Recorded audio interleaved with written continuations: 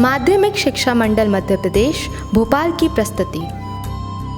जय हिंद बच्चों, पिछले लेक्चर में हमने अरस्तु की भ्रामकता, जड़त्व का नियम, न्यूटन की गति का प्रथम नियम, न्यूटन की गति का द्वितीय नियम का अध्ययन किया था। इस लेक्चर में हम न्यूटन की गति का तृतीय नियम, संवेग संरक्षण, किसी कण की साम्यावस्था, यांत्रिकी में सामान्य बल, वृत्तीय गति का अध्ययन करेंगे। न्यूटन के गति का तृतीय नियम। इस नियम के अनुसार प्रत्येक क्रिया के बराबर तथा विपरीत प्रतिक्रिया होती है। Every action has equal and opposite reaction. हमने अपने दैनिक जीवन में देखा है, जब हम कुएं से पानी की बाल्टी खींचते समय रस्सी के टूट जाने पर व्यक्ति पीछे की ओर गिर पड़ता है। कुएं से पानी से भरी बाल्टी को खींचते समय व्यक्ति जितना बल रस्सी पर लगाता है, रस्सी भी अपने तनाव के कारण उतना ही बल व्यक्ति पर लगाती है। व्यक्ति द्वारा लगाया गया बल क्रिया तथा रस्सी द्वारा व्यक्ति पर लगाया गया बल प्रतिक्रिया है। रस्सी के टूट जाने पर प्रतिक्रिया समाप्त हो जाती है, अतः व्यक्ति क्रिया की दिशा में अर्थात पीछे की ओर गिर जाता है। बंदूक से गोली दागने पर चलाने वाले व्यक्ति को पीछे की ओर धक्का लगता है। बर्फ पर चल पाने में हम असमर्थ होते हैं। इसका कारण यह होता है कि पैरों पर बर्फ के बीच घर्षण नगण्य होता है, जिससे बर्फ पर चलने के लिए आवश्यक प्रतिक्रिया बल नहीं प्राप्त हो पाता है। संवेग संरक्षण का नियम, law of conservation of momentum. इस नियम अनुसार यदि किसी निकाय पर कोई बाह्य बल न लगाया जाए तो उसका कुल संवेग नियत रहता है। एक कण निकाय के लिए न्यूटन की गति के द्वितीय नियम से कण पर लगाया गया बल कण के संवेग में परिवर्तन की दर। लगाया गया बल F, संवेग में परिवर्तन की दर del P divided by del T। यदि बाह्य बल शून्य हो अर्थात F इज इक्वल टू 0 हो तो del P upon del T बराबर 0। Del P is equal to 0, del P is equal to 1 नियतांक। संवेग में परिवर्तन 0 अर्थात संवेग नियत है। बाह्य बल की अनुपस्थिति में किसी कण का संवेग नियत रहता है। न्यूटन के तृतीय नियम से संवेग संरक्षण के नियम की व्युत्पत्ति। इस नियम में हमने दो बॉल लिए हैं, ए और बी। ये एक ही दिशा में गति कर रहे हैं।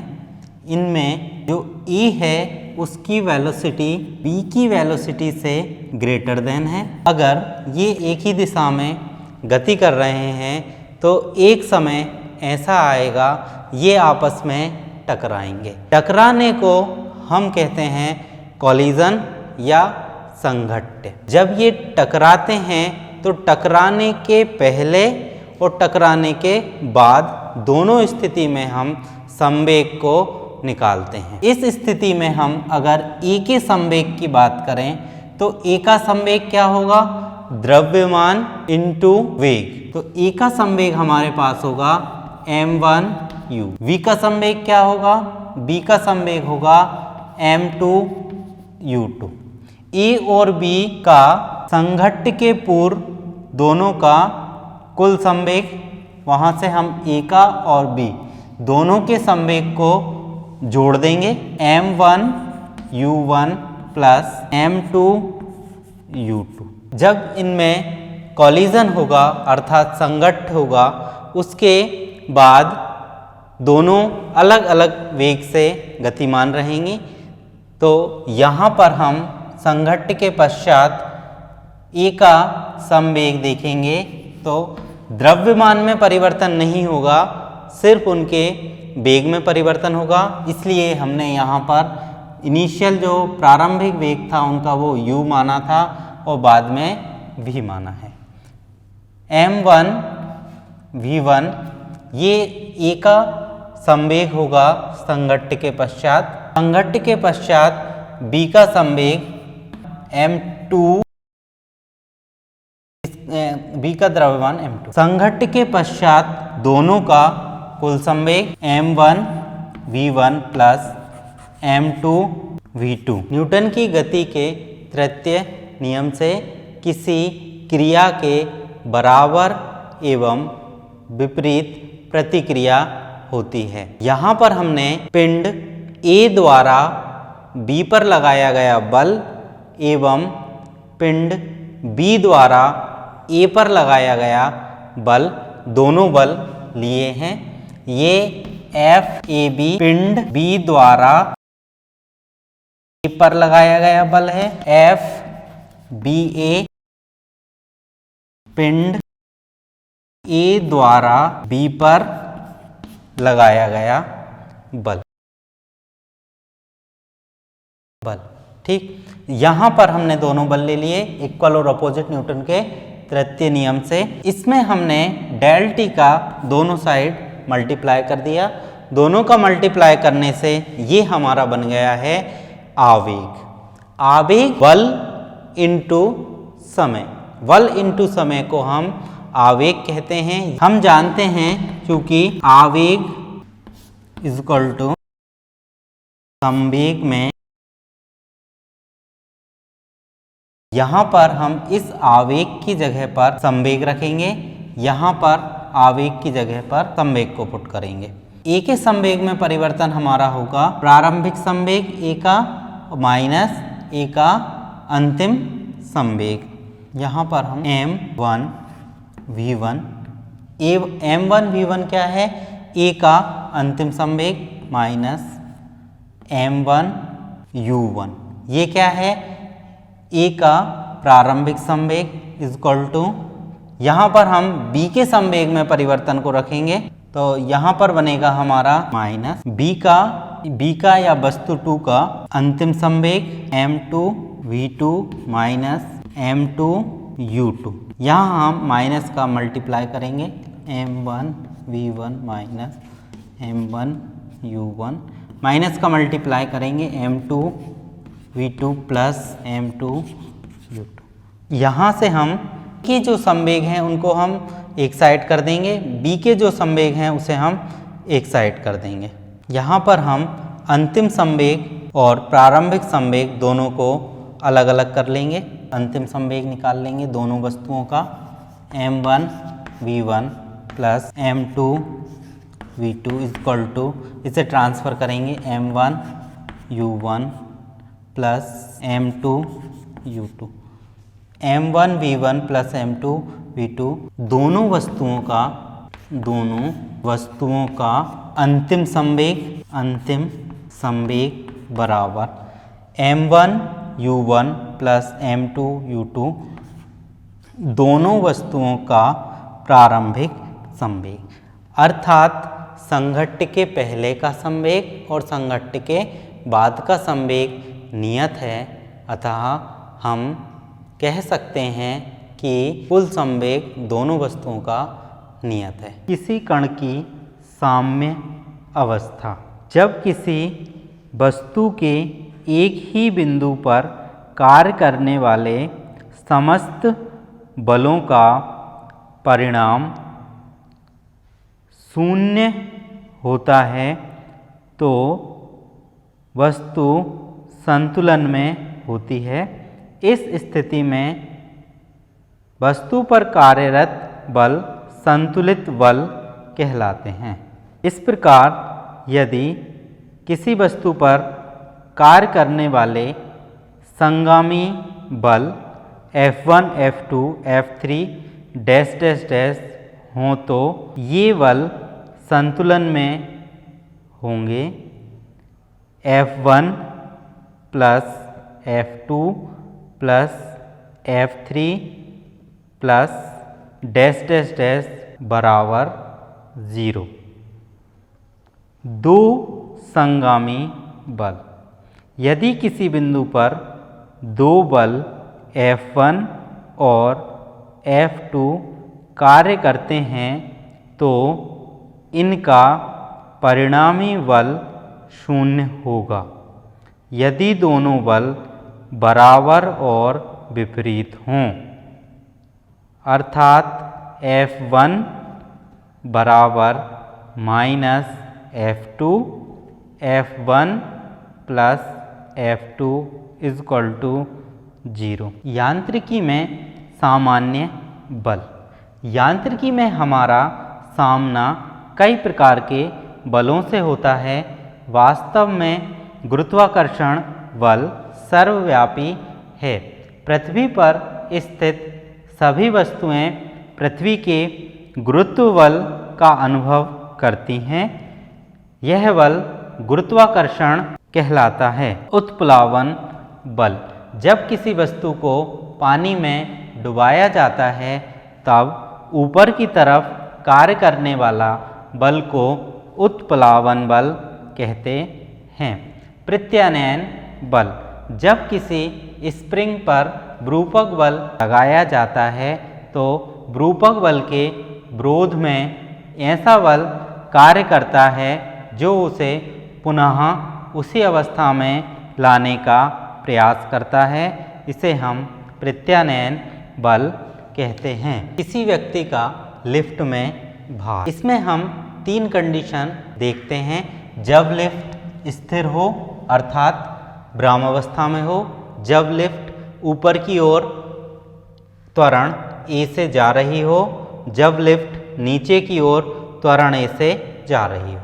ठीक, पहला केस जब लिफ्ट स्थिर हो, इसमें हम देखते हैं कि अगर लिफ्ट स्थिर है तब इस पर 2 बल कार्य करेंगे। एक बल mg नीचे की ओर और एक बल रिएक्शन ऊपर की ओर। दोनों बलों का जो रिजल्टेंट है अर्थात कुल बल है वह इस स्थिति में 0 होता है। इसे हम कहते हैं नेट बल या कुल बल। कुल बल इक्वल टू 0। यहाँ पर हम देखेंगे दोनों बल अपोजिट दिशा में हैं अर्थात mg minus r equal to 0। दोनों बलों का सम हम इसलिए कहते हैं सम इनका 0 है अर्थात कुल बल 0 है। माइनस हमने इसलिए लगाया है क्योंकि इनकी डायरेक्शन अलग अलग है। इस स्थिति में हमारे पास आता है r इक्वल टू mg। दूसरे केस में जब लिफ्ट त्वरण a से ऊपर की ओर जा रही है, यहाँ पर त्वरण a से लिफ्ट ऊपर की ओर जा रही है, यहाँ पर भी नीचे की ओर कार्य करेगा mg, ऊपर की ओर रिएक्शन फोर्स r। यहाँ पर नेट जो बल होगा वह 0 नहीं होगा। कुल बल इक्वल टू कुल बल हमारे पास यहाँ जो काम कर रहा है त्वरण a, इसके कारण जो बल आएगा वही बल हमारा कुल बल होगा क्योंकि यह ऊपर की ओर जा रहा है। बल को हम त्वरण a है, अगर इसका जो द्रव्यमान है वह m हो तो बल बराबर होगा हमारा ma। यहाँ पर हम देखेंगे कि रिएक्शन फोर्स और mg दोनों की डायरेक्शन अलग अलग हैं, तो हम यहाँ पर लेंगे r minus mg equal to ma। r minus mg equal to ma। इसे हम इस साइड ट्रांसफ़र करेंगे। r इक्वल टू हमारे पास आएगा ma प्लस mg। m हम कॉमन ले लेंगे तो हमारे पास बनेगा r equal to ma plus g। यह हमारे पास जब लिफ्ट ऊपर की ओर जा रही हो तब रिएक्शन फोर्स है। केस थर्ड, इसमें लिफ्ट नीचे की ओर जा रही है, यहाँ पर रिएक्शन फोर्स R काम करेगा और नीचे mg। त्वरण A से नीचे की ओर अगर लिफ्ट जा रही है तब कुल कुल बल बराबर हमारा होगा जो बल त्वरण ए उत्पन्न कर रहा होगा। यदि इसका द्रव्यमान m है, यदि द्रव्यमान m है तब बल होगा यहाँ पर m a। यहाँ पर हम देखेंगे कि कुल बल इन दोनों का सम, दोनों की डायरेक्शन अपोजिट है तो हम माइनस ले लेंगे। लिफ्ट नीचे की ओर जा रही है, कुल बल F बराबर ma। यहाँ पर हम देखेंगे लिफ्ट नीचे की ओर जा रही है अर्थात mg बड़ा होगा। हम लिखेंगे mg minus r is equal to ma। यहाँ से हम r की वैल्यू निकालेंगे, इसको हम इस साइड ट्रांसफ़र करेंगे, पक्षांतर करेंगे। mg minus ma is equal to r, ये हमारा आएगा r is equal to m common ले लीजिए, m g माइनस a। जब लिफ्ट नीचे की ओर जा रही होगी तब हमें बल वो कम प्रतीत होगा। यहाँ पर देखिए अगर लिफ्ट स्थिर है, हमारा जो वेट है हम उसी वेट को फील करते हैं। जब लिफ्ट ऊपर की ओर जा रही होती है तब हमें अपना भार है वो बड़ा हुआ प्रतीत होता है। जब लिफ्ट नीचे की ओर जाती है तब हमें हमारा भार कम प्रतीत होता है। घर्षण, फ्रिक्शन, जब एक वस्तु दूसरी वस्तु पर चलती है या चलने का प्रयास करती है तो उनके संपर्क तलों के मध्य एक बल कार्य करने लगता है जो उनके मध्य आपेक्षित गति का विरोध करता है। इस गति विरोधी बल को घर्षण या घर्षण बल कहते हैं। घर्षण बल के प्रकार, घर्षण बल मुख्यतः दो प्रकार का होता है, गतिक घर्षण और स्थैतिक घर्षण।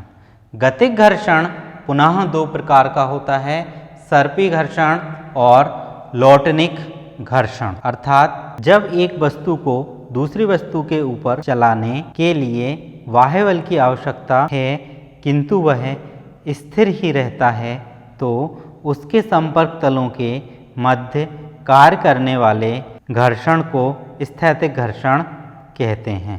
सीमांत संतुलन की स्थिति में संपर्क तलों के मध्य कार्य करने वाले घर्षण को सीमांत घर्षण अर्थात लिमिटिंग फ्रिक्शन कहते हैं। घर्षण के नियम, लॉ ऑफ फ्रिक्शन, प्रायोगिक प्रेक्षणों पर आधारित घर्षण के निम्न नियम हैं। नंबर 1, घर्षण बल की दिशा उस दिशा के विपरीत होती है जिसमें वस्तु के गति करने की प्रवृत्ति होती है। घर्षण बल की दिशा सदैव वस्तु के संपर्क तलों के समांतर एवं स्पर्शीय होती है। सीमांत घर्षण बल का मान अभिलंब अभिक्रिया के अनुक्रमानुपाती होता है। सीमांत घर्षण का मान तलों की प्रकृति पर निर्भर करता है। सीमांत घर्षण का मान संपर्क तलों के क्षेत्रफल या आकृति पर निर्भर नहीं करता है। वृत्तीय गति या एक समान वृत्तीय गति, यूनिफॉर्म सर्कुलर मोशन, जब कोई वस्तु नियत चाल से वृत्तीय गति करती है अर्थात वृत्तीय पथ पर चलती है तो उसकी इस गति को एक समान वृत्तीय गति कहते हैं।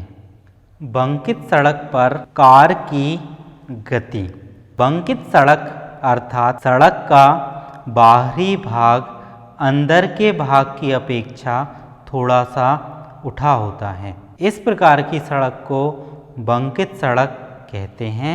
मान लो सड़क के ढाल का कोण थीटा है तथा वृत्तीय सड़क की त्रिज्या r है। इस सड़क पर m द्रव्यमान का वाहन v चाल से गतिमान है, तब उस पर निम्न बल कार्य करेंगे। नंबर 1, वाहन का भार mg ऊर्ध्वाधर नीचे की ओर, लंब प्रतिक्रिया r ढलान के लंबवत ऊपर की ओर, घर्षण बल F ढलान के अनुदिश नीचे की ओर, R प्रतिक्रिया को दो घटकों में वियोजित किया जा सकता है, R cos थीटा ऊपर की ओर तथा R sin थीटा क्षैतिज दिशा में। F घर्षण बल को भी दो घटकों में वियोजित किया जाता है, F sin थीटा ऊर्ध्वाधर नीचे की ओर तथा F cos थीटा क्षैतिज दिशा में। तब हम देखते हैं यहाँ पर R को दो कंपोनेंट में रिजॉल्व किया हुआ है, अर्थात तोड़ा गया है, R sin theta R cos theta. F को भी दो कंपोनेंट में हमने ये फ्रिक्शन को F को भी दो कंपोनेंट में हमने तोड़ा हुआ है, रिजॉल्व किया हुआ है, F sin cos theta F sin theta. यहाँ पर जब हम देखेंगे कि R sin थीटा और F cos थीटा दोनों सेंटर की ओर हैं और सेंटर में हमारा अप्लाई होता है सेंट्रीपिटल फोर्स, इससे हमने एक इक्वेशन बना लिया। दूसरा हम देखेंगे F sin थीटा नीचे की ओर है, mg नीचे की ओर है, इन दोनों का sum reaction force R cos theta के इक्वल ये हमने लिया। यहाँ से हमने mg के इक्वल ये सेकंड इक्वेशन बना लिया। अब इन दोनों इक्वेशन को हम हल करेंगे, सॉल्व करेंगे और पॉज कर दो। समीकरण 1 एवं 2 से इसे हम डिवाइड कर देंगे। R sin theta plus F cos theta divided by R cos theta minus F sin theta is equal to m v square R into 1/mg, m cancel out हो जाएगा। यहाँ से हम इसमें cos से हम डिवाइड कर देंगे।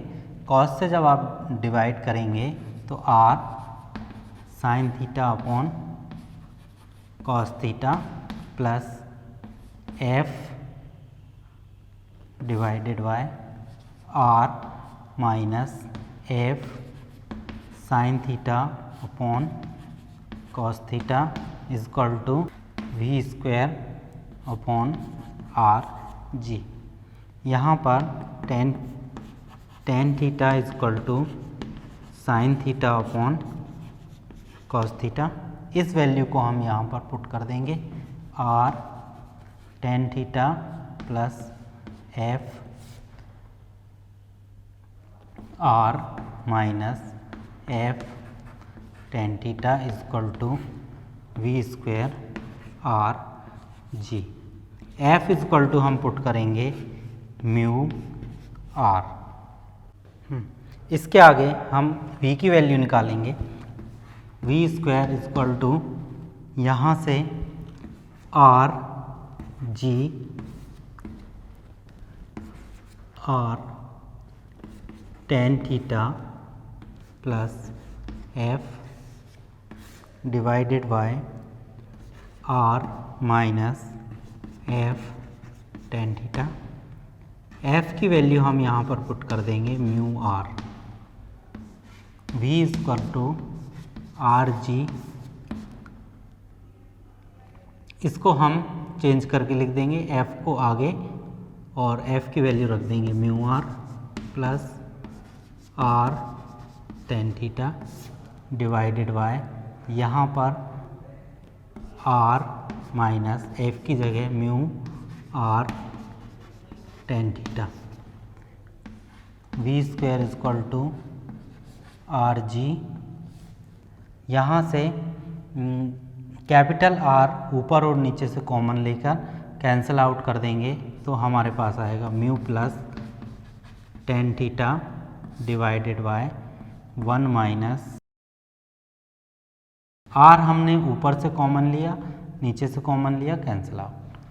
v इज इक्वल टू हमारे पास आ जाएगा आर जी